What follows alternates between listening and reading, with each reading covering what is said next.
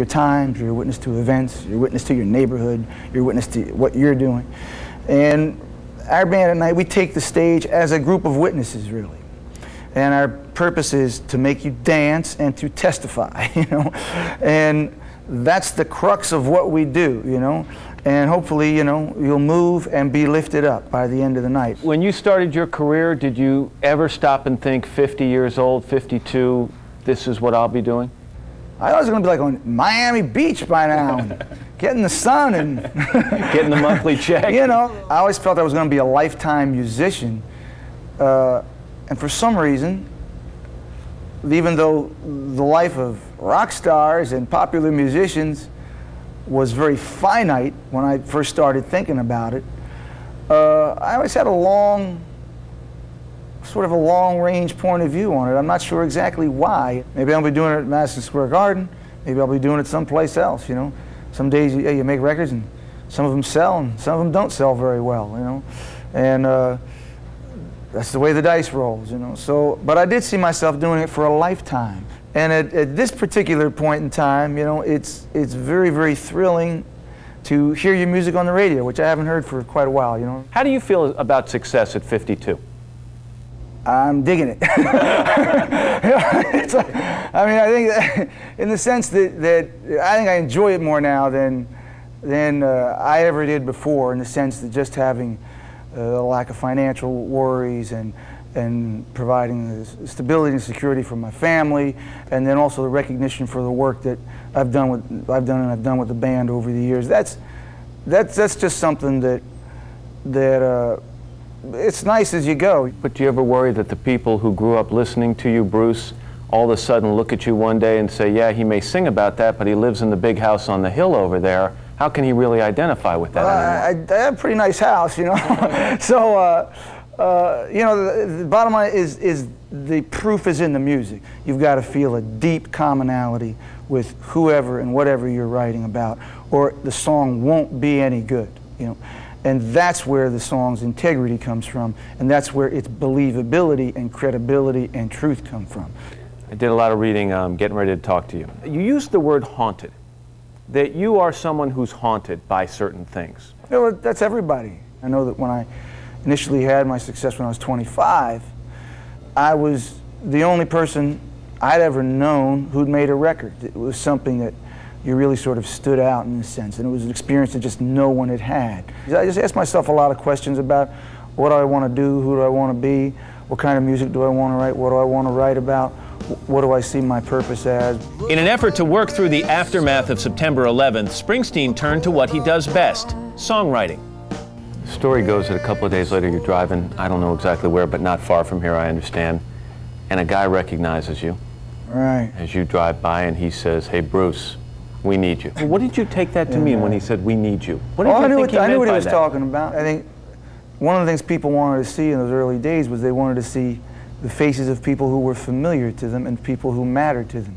It was a version of that, you know, like I want to see your face, or you want to hear the voice of people who you've spent part of your life with. And I think that my music, we've worked hard for my music to play a very central and hopefully you know, purposeful place in my audience's life, which was sort of it was a small wake-up call. Did you need that wake-up call, or do you think you would have found a way to get out there and talk and write and sing about this anyway?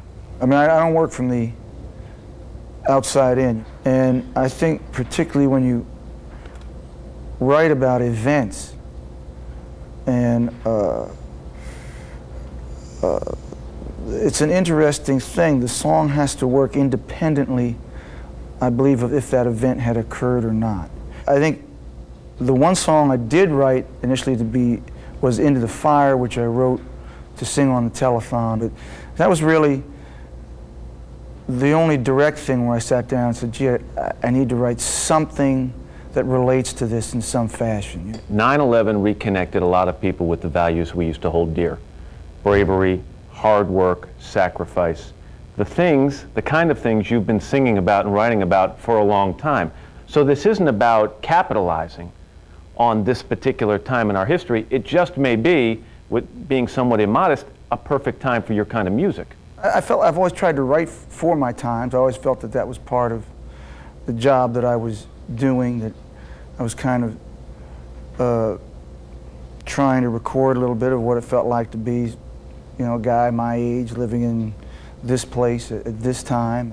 You know, I grew up with a very big extended family. There were a lot of aunts. We had about 5 or 6 houses on one street, and the church was in the middle, and the convent was here, and the rectory was here, and we surrounded those things. And so I seen more weddings and funerals, and but there was always aunts and uncles around me, and so I think in some fashion the older I got, the more those things mattered. And even before I was married, and when my life had begun to become something very different, those are the times when I felt, you know, I needed to connect most, and probably for my own purposes, really.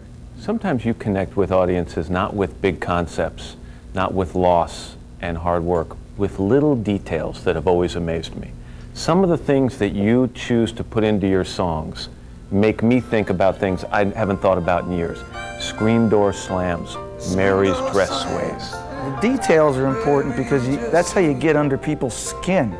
You know, you initially get under their skin with the grit and the details of daily life. It's my job to work as just a little bit of a spark to help you get there. So when you say rise up in your lyrics and in your songs, and the rising in the album, are you telling people to rise up not only after 9/11, not only after loss and pain, but against things like that? I wouldn't get on a soapbox about it because, you know, you sort of like, I think, you know, you really can't tell anybody anything. I've sort of found it out a long time ago. I think the rising for me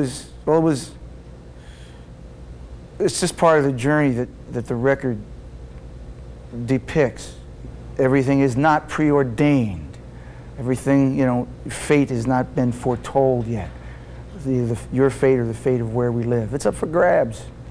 You know, it's up for grabs. There is talk in this state, in your state of New Jersey. I know where you're coming from. and I used to think it was a joke. I thought they did it tongue-in-cheek. They said Bruce Springsteen should run for Senate. Yeah, that would be, you know. Wait, stop and think about it for a second. Don't just brush it off. You are one of the most popular people in this state. You obviously have strong opinions about things.